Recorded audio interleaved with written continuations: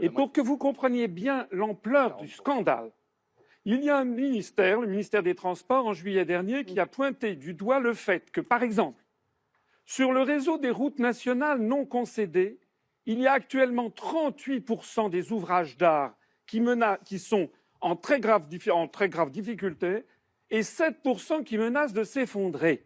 Et pour tenir les routes nationales en bon état, il manque 300 millions d'euros. Il manque 300 millions d'euros, il y a 7% des tunnels ou des ponts qui risquent de s'effondrer. Le maire a pris la décision de fermer le pont par sécurité après une inspection aux conclusions désastreuses. Et le pont bouge quand un véhicule, même d'un poids léger, passe. Regardez, sur l'extrémité de la poutre, là, comment elle est corrodée. Et alors, c'est quoi le risque direct là? L'éboulement.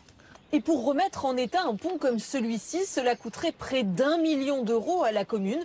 Une dépense considérable et donc inenvisageable pour l'instant. Et au même moment, la France, par l'intermédiaire des fonds européens, donne par exemple 900 millions d'euros à la Hongrie. La Hongrie que M. Macron, par ailleurs, décrit comme l'abomination de la désolation. Ça veut dire que vous savez ce qui va se passer un jour.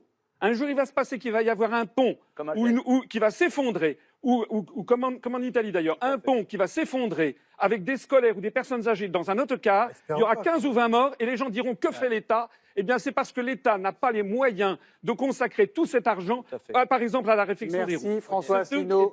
Merci François Asselineau. En tout cas, sur les 12 000 ponts du réseau national, 840 présentent des dommages sérieux et ont besoin d'une intervention urgente, selon le ministère des Transports.